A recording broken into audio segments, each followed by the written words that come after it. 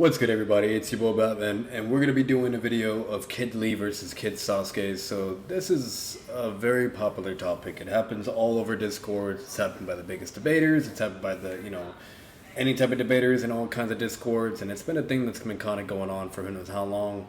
And basically, I'm just going to make this video very short and simple. It's really not a hard topic to discuss and analyze.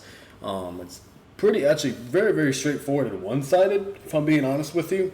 But we're going to get into why and the reasons, and either way we're going to go from here and just talk about both characters and basically show in comparison, and then just basically, kind of get into what the result would be if these two were to fight. So basically what the conditions are going to be as well is obviously, Rock Lee, let's say Rock Lee kills Gaara, proceeds on to the tuning exams, then he would take Gaara's place and be fighting against Sasuke instead. And basically they get, their second rematch. The rematch, to kind of finally put things all to square things all out once and for all, and and see the rematch that we always wanted and we never got. So that's basically going to be the conditions, and it will be basically go from there. And yeah, let's get into it. So the first thing you guys need to understand is basically how it works between Rock Lee and Sasuke. First thing we're going to be talking about is speed. That's the most important factor in considering this fight, period. So basically the skin that you guys see in front of you as of now, basically what is being stated is, Rock Lee's like, hey, that's right, no ninja, no trickery, my moves are strictly physical. He's like, I'm sure your Sharingan is invaluable against arts like ninjutsu, kenjutsu, and with their formalized rules, sign casting, and chakras. But physical taijutsu arts in their pure form are a very different story. And he's like, but how? And he's like, if your Sharingan eye can see to the heart of every ninja art well enough to duplicate it, as it said, then you know what I say is true. Even if you can perfectly perceive and understand my movements, you lack the speed and strength to counter them. You haven't had the physical training necessary to keep up with me. It doesn't matter what your eye can see if your body's too weak to act. Okay? Basically what this means is even if Sasuke is able to perceive Lee and see where he is, if he's not fast enough to react or strong enough to fight back, he is going to get speed blitz and basically bodied in the fight. That's basically what's being stated here. So now that this skin has basically proven and shown that even with the Sharingan, it's not enough, and and overall, basically, unfortunately, if the opponent is still faster, etc., that he will lose the fight. So we're going to get into the next thing that's also very important relating to the topic of speed. Alright, so now that we're here, we're going to talk about Sasuke's speed first. So the first thing is basically this is being stated verbatim by Guy. And mind you, this is coming from a person that has trained Lee and knows basically everything about Lee to the T. He says he's quick, he's almost as fast as Lee's average speed. Lee's like his stance matches my taijutsu image. And basically it shows Sasuke saying, is that your sand armor? Gaara has like a crack in his, in his cheek. Basically, another layer of defense he has just in case if someone gets past his sand. And then, Sasuke taunted him saying, come. So basically, this is, showing that, with Sasuke using a little bit of his speed, he's basically almost as fast as Lee's average speed. Then, Sasuke goes even at full max speed. Now he's moving at full speed. And he moves all around Gaara and everything. He's like, that's practically the same speed as Lee without his weight. Stated verbatim that Sasuke's speed level, max capacity, is at weightless Lee's speed. Sakura's like, it looks just like Lee's taijutsu, even his speed is a lot greater than before. Basically showing that when they were talking about him being almost as fast as Lee's speed, now he has achieved Lee's weightless speed. So this is basically where Sasuke caps at for speed, and this is, literally, it doesn't get any more simple than that. It's basically pretty straightforward. So if anyone, were to try to contend with this or basically say, any type of other statement, all you have to show just to basically provide the scaling with speed is this simple scan alone. And basically this is really all you need to just kind of show where Sasuke caps at with his Sharingan. Okay, and that's basically simple as that. Now that we've basically discussed Sasuke's speed, we're going to get into Lee's speed. So now we're going to start with Lee and basically with his speed. So as we all know, Lee has weightless, speed when he takes off the weights. And basically with that speed alone, he's able to bully Gaara and kind of, beat him up and basically pressure and corner guard to the point where literally, he's basically using his last line of defense, which is the sand armor. If someone is able to bypass his sand, that is always protecting him. And basically, from there, Lee was able to literally not only corner Gaara, but literally to the point where basically, he was literally stated verbatim to be cornered, and Gar was basically playing a losing battle, and Kankuro was literally freaking out and not really knowing what to do. Those scans will also be shown as well, but either way, we're going to stick onto the subject of speed. So that's what Lee's able to do with that speed alone. And then the next level of speed that Lee has is when he activates the gate, the first gate alone. So remind you, Lee has weightless speed, which is the same speed level as Sasuke. Then he has the ability to utilize the first gate, which increases your speed even further. So Guy literally states, normally human beings utilize a mere 20% of their own muscular energy. If anyone were to employ anything even close to 100% of the strength in his muscles, basically what would happen is the muscles themselves would quickly break down, so the brain sets a limit of how much of our muscle power we are willing and able to use. The secret of this technique is overriding that internal safety feature, giving the wielder access to all of his own chakra. Dangerous as it is, the result is to release of enough muscle power to enable the wielder to perform a series of grueling and demanding tasks at an incredible speed, pushing his own body to the limits of safety and beyond. So basically, okay, it's an art that draws its power directly from energies locked within the wielder's cellular structure. So when you call upon it, you're sacrificing a part of yourself. And it basically goes from there. And that's basically what happens when you use the first gate, which allows you to use the primary lotus.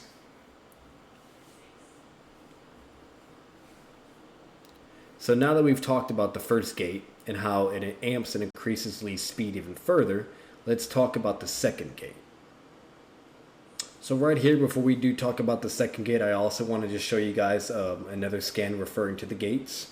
Basically explaining they constantly maintain limits of the amount of chakra flowing through the body, limits that the lotus uses chakra to forcibly override, enabling the user to draw upon strength that is dozens of times their usual level, so meaning dozens of times of weightless Lee's speed, even if the user body is destroyed in the process. And then the four lotus opens only the first gate, which is even stated verbatim. The first gate is what uses the forward lotus. This is also the scan where it's talking about basically Gar using his sand armor. It's not automatic the way the shield is. It requires a massive outpouring of chakra. Its defensive strength is less than of the sand's shield. And since the sand itself is lying against his skin, it increases the weight of his body, so he must expend more physical strength just to move. Okay? That's also very important. I will talk about why. And if Gar has been driven to using the armor, stated by Kankuro, that right now his mind is purely on defense. He's been driven into a corner, showing truly how strong Lee is. This is when he uses the first gate, remind you. And basically, he gets, more faster, he's moving, and then basically Gar's like, hurry up and come, and then he's like, all right, bet. And then Guy right here states the lotus technique will let him strike at his foe at a high speed. A thin layer of sand won't stand up to it, meaning verbatim stating that Gar will be killed because his armor of sand will not be able to withstand the AP of the primary lotus. It was able to withstand Lee's taijutsu blows, but it will not be able to take the lotus, which is why Lee's going to use that technique. Alright, now we're going to go back and refer to the second gate. So right here it stated, so he was able to bounce back from exhaustion with such abnormal speed because he forced open the Kaimon, the gate of rest, which is the second gate. And basically from here, Kakashi's like, that feat should be impossible to achieve through hard work alone, so the boy's a genius after all. And he's like, the gate acts as limiters that must be released preparation for performing the reverse lotus. So right here, this talks further about the second gate. Opening the Kaimon freezes the user from his own mental inhibition, blockers, basically, which is referring to the first gate. The opening of the second gate boosts his strength, so it makes him even more stronger, gives him all his stamina energy, basically to compensate for the negative side effects of using the first gate when you're fully exhausted after using the lotus. And with the opening of the third gate, he gets even stronger and faster to where one can begin the reversed lotus, and we will talk about that in a second. And basically from here, they further talk about, the gates being a double-edged sword, how it can give you the power of an Okage, etc., but could result in eventually, with the user's death. And then right here, this is, so now that we've established that the first gate makes him faster, second gate makes him stronger, the third gate makes him faster and stronger so he can perform the reverse lotus, which is even a more powerful version of the first lotus that is used in the first gate. Okay? And then he can release the fourth gate, which makes him even more faster and stronger. And Kakashi's like, wow, he's quite something. And just by him taking one step, you can see the ground just being completely destroyed. And look at what he does after this. And this is with the fourth gate alone. And here, this is also something very important for Lee's speed. Basically, it's stated that these rapid moves are Lee's key to winning the match. The reverse lotus, a series of taijutsu performed with such speed that the attacker is untouchable. There's no way the sand can catch up. Verbatim saying that the attacker is untouchable, meaning there's no way to defend against this attack.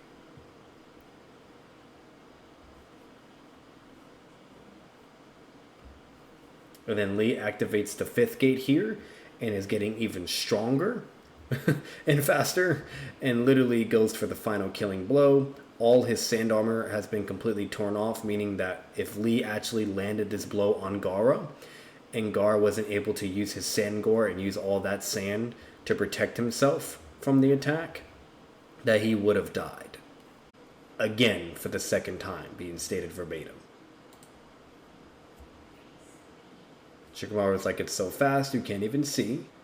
And here, this is even established more narrative just of Lee being on a whole other level in power and speed. Gaara says, my defenses are falling. Is he even human? States, is he even human? Never states it's about anyone else but to Lee. And then Neji's even in shock and says, hey Neji, this is the move I was keeping in reserve to use against you, but I'll give you a sneak preview.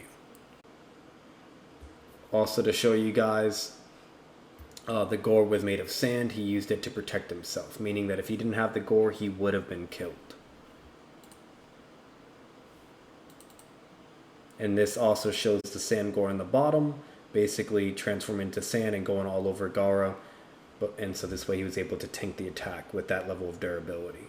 Alright, the next thing we're going to talk about is durability. So basically from here, we're talk about and focus on Sasuke's durability. So just from Lee's taijutsu attacks with weights, remind you, is able to kick him, and launch him all the way up and basically, do a splatter of blood. And he was able to make him bleed with multiple attacks as well. And then another durability feat from Sasuke when he's fighting against Gaara. Basically, he goes to punch the sand. His punch is bleeding from him attacking the sand. And he was also bleeding from his chin, his arms, and legs. And bleeding all over his body from Gaara's sand. So clearly showing that Sasuke's durability, is nowhere near enough to be able to protect not only from Gaara's sand, but also, especially if Lee is landing blows from, any of his gate taijutsu attacks, or most importantly, most definitely is not withstanding any lotus attacks from the first gate, or even from the third gate, or especially from the fifth gate alone. So this is just to go show out Sasuke's durability. Obviously, clearly not that impressive, and unfortunately, that's something that's very, very important to put into consideration for the fight. Alright, so now we're going to be talking about Lee's durability, which is actually a lot more impressive compared to Sasuke, which is really interesting. So basically with Kankuro, he's stating the other Gaara is now totally awake. If this Gaara is able to catch Lee, basically, things are going to be very bad. And basically what he's meaning is that the demon within Gaara, the Jinchuriki, kind of similar to when Naruto goes with the QBI amp, that's basically what's happening here. So Gaara is now in his demon amp, and basically getting more stronger. And it's stated by Kankuro. And then right here it's also stated by Kankuro, it's fully awakened, the demon.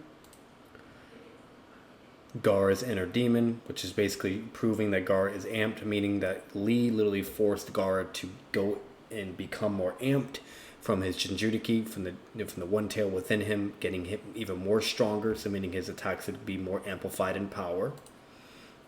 And Lee is able to tank multiple attacks from Gaara. Multiple. And mind you, this is from an amped Gaara. Gets hit even more from him. Not even bleeding. Alright, so now we're going to be talking about AP. So basically what we're going to be comparing both AP from Lee with the gates and Sasuke with Chidori. So Sasuke goes to use Chidori, he's running down the wall, everybody can be able to see him, and when he gets on the ground, basically he's, the ground's kind of getting, the ground is getting damaged, but that's basically all that's going on. You're able to clearly still see him while he's moving, and basically, it has very, very powerful destructive capacity in the hand, but nothing too major or anything, but basically that's Sasuke with the Chidori. And then when he basically moves, he's able to basically strike against Gaara's sand and penetrate it deeply and be able to bypass the ultimate defense.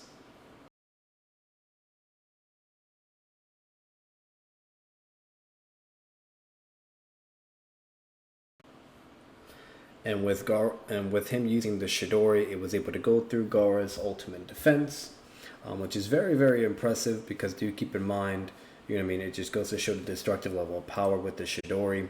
And he was able to get through his defense and also pierce Gaara and be able to make him bleed and injure Gaara. Alright, so now we're going to talk about Rock Lee's AP. So basically what's here, Rock Lee states an amazing defense, he kills in protection which makes my speed irrelevant. My only shot is just to keep pounding and punishing the outer layer of sand. And then he eventually thinks the Lotus and looks up at Guy. And then Guy basically states verbatim, the Lotus will be enough to bypass that thick, thin layer of sand. It won't stand up to it, meaning killing Gaara. And then Rock Lee is able to kick him and get him up. And do keep in mind, the only reason why he wasn't able to launch Gaara up is because Gaara actually has a massive amount of weight due to all the sand he put on his body, which is also stated verbatim, and I will show that as well, which is why it required him to do tons and tons of combos. And that's very important. I will explain why.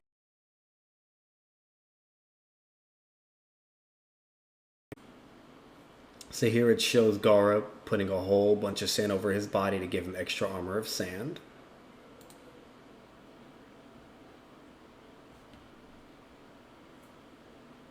So basically from here, Gaara can create a thin shell of sand to cover and protect his entire body, controlling by the force as well, different from the sand shield where the grains automatically flow to form a protective barrier. Basically putting it all around his body. And then right here, Conqueror says that's not exactly true. The sand armor is actually riddled with weak points. It's protection of his last resort. He said it's not automatic the way the shield is. It requires a massive outpouring of chakra, which weakens Gaara. Its defensive strength is less than that of the sand shield, and since the sand itself is lined against his skin, it increases the weight of his body, so he must expend more physical strength just to even move, meaning it's a double-edged sword and really, really puts Gaara at a severe disadvantage. And Conqueror even states if Gaara has been driven to using the armor, then right now his mind is purely on defense, and meaning he's been driven to a corner. Proving that Lee is very, very strong, so strong, to literally force Gaara into a corner. So when we get back to him kicking Gaara, that's why he wasn't able to launch him all the way up in the air as he did to Sasuke or any other opponent, because of the amount of weight. And due to the amount of weight, unfortunately, that created an opening for Gaara, to where since he was having to do all those combos and while using the first gate, which gives an ridiculous amount of strain on the human body, even stated by Guy, even an ordinary Lotus move exerts a great strain of the user's body. That many consecutive kicks may be too much even for Lee. Better make your next move a decisive one, kid. So meaning, the only reason why he wasn't able to kill Gaara is because it created an opening due to the amount of pain, because he had to do so many kicks due to the weight of Gaara from the sand, and that basically gave Gaara the opportunity to do a sand substitution to avoid being killed by the Lotus. And just to show you the attack capacity of the Lotus, goes right into the ground and basically from there. So therefore, meaning, if Gaara didn't have all that amount of weight, he would have been launched up into the air and then been Lotused and would have been killed on the spot. Now we're going to look at his AP and destructive capacity when he's in the fourth gate. So literally just from him taking a single footstep, and it's even shown here, right here, he's able to destroy the entire stadium around him. and move so quick and immediately speed blitz Gaara to where before he could even react or do anything, kick him all the way up, and basically to where Gaara is all the way in the air, so meaning he has so much power and strength and speed that even with the massive amount of weight that Gaara has in his body with all the sand, was able to launch him up in the air immediately. Clearly showing it right here. And then Lee's moving so fast that nobody could be able to see him. Even Choji's like, what about Lee? I don't see him anywhere. Lee starts hitting Gaara and moving so quick where he's just bouncing him all the way around. Over and over and over. Ripping up all his sand armor and peeling it off one by one.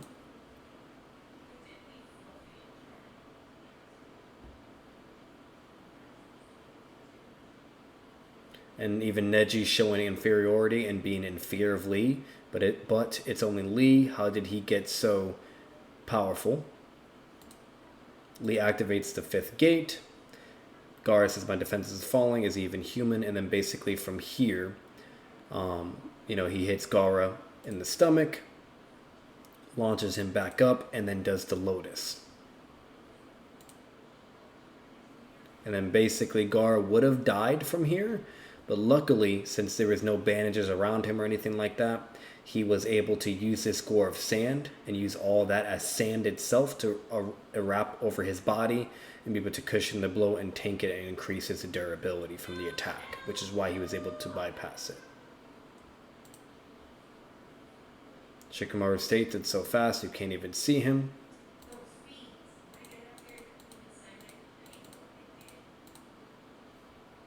And another thing to remember, this just also goes to show that he's moving so quick. It's like he's in a whole other dimension. That's this insane level of speed, remind you. Alright, so now we're going to be talking about the narrative comparison with Lee between him and Sasuke and how they perform against Gaara. So basically Lee drops his weights, causes a huge explosion, clearly showing how much heavy the weights are and what he's been basically using to basically make his body more stronger and faster. And he gets such a drastic speed increase where he's able to literally speed blitz Gaara over and over and over, immediately teleporting behind him before he could even realize, punching, getting closer and closer, and then gets above him and is able to hit him and land a clear blow and literally causing damage to Gaara. Punches Gaara and then moves so quick, or gets behind Gaara and then moves so quick to where he can't even turn and literally hits him right in the face. Hits him so hard, launches him all the way fast, and clearly doing a lot of damage.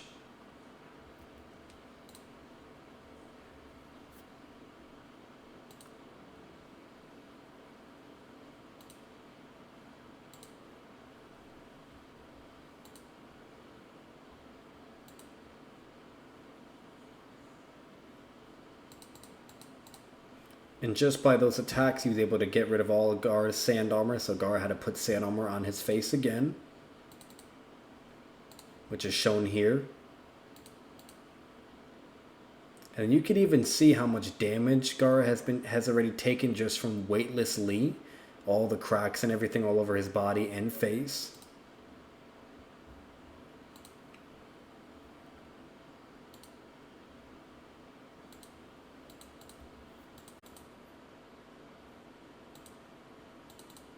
Now we'll talk about Sasuke in comparison narratively, base to base, and basically he's able to beat up Gaara and replicate similar feats to Lee, and cause damage to him.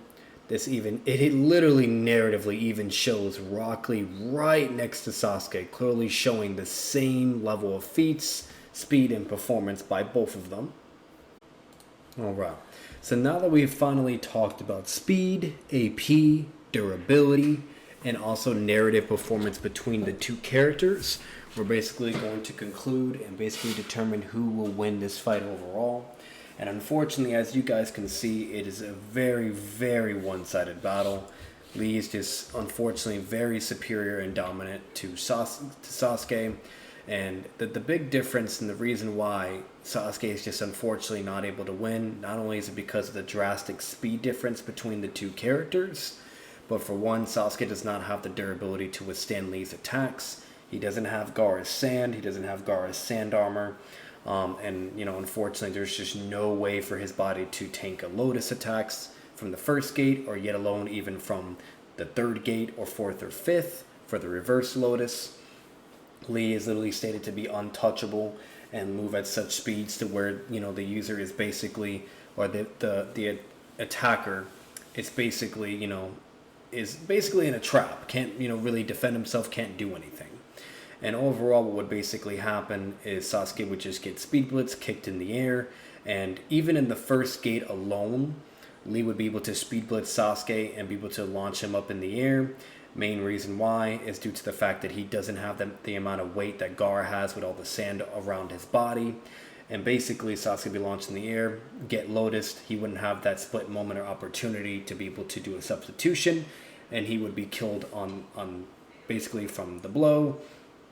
And even if you didn't want to grant that to Lee, and let's say Sasuke is able to somehow substitute or survive, then basically Lee just activates the second gate. He's even faster and stronger now. And basically from there, he just moves, can Speed Blitz and do it again. Or he could just go immediately into the third gate, do the reverse Lotus. Or if he really wants to go overkill, he could just go to the fourth or fifth gate, Speed Blitz, and kill Sasuke. And unfortunately, I know you guys are probably out there screaming at me, well, what about Sasuke's Chidori, so on and so forth, etc. Unfortunately, the Chidori isn't a winning factor either, because Sasuke literally needs time in order to summon the Chidori.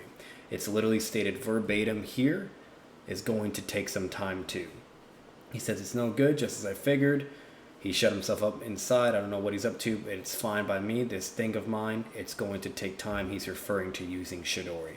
So meaning Sasuke won't even have the time to use Chidori because Lee would just be pressuring him the entire time and will literally Speed Blitz him and kill him.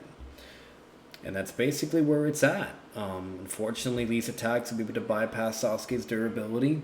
His speed is drastically greater. Lee literally gets 5 times of a speed increase with the first gate alone from his weightless speed.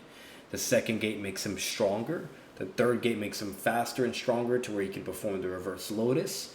The fourth gate makes him even faster. And the fifth gate makes him even stronger. It's literally, Lee is getting amps upon amps upon amps, just being on a whole entire different level.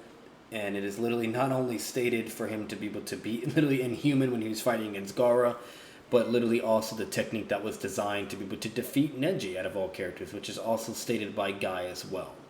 So overall, that's basically going to be it for this video. I hope you guys enjoyed the video. And I really wanted just to come out and show this video because I just don't understand why there's so much confusion on this topic. I don't understand why it's even heavily debated.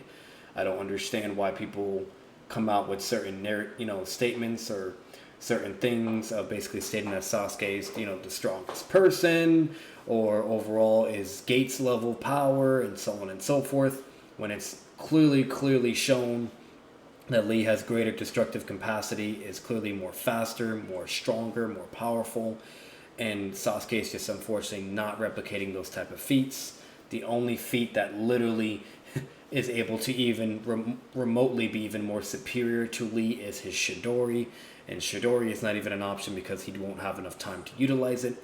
And even if you were to even grant Sasuke Chidori, he is still going to be Speed Blitz because once again, if Lee is drastically more faster in speed overall, he is going to get Speed Blitz still. Sasuke won't be able to react. He'll be untouchable when doing the reverse Lotus, and Sasuke will be killed and will not be able to use his Chidori, even if he has it activated. And that's basically the result of this fight. I hope you guys enjoyed this video. If you guys have any disagreements or did not enjoy the take or think Sasuke was done very horribly wrong, please let me know down in the comments down below. I'm very curious to see what your guys' thoughts are and what your arguments for Sasuke and defeating Gates level Lee. And as always, if you guys want to debate this topic with me, then we can always debate that on my Discord or any other server that you want to debate it on. Make sure to leave a like, comment your thoughts down below, subscribe for more content, subscribe if you guys have loved the channel, and as always, I'll see you in the next video. Peace.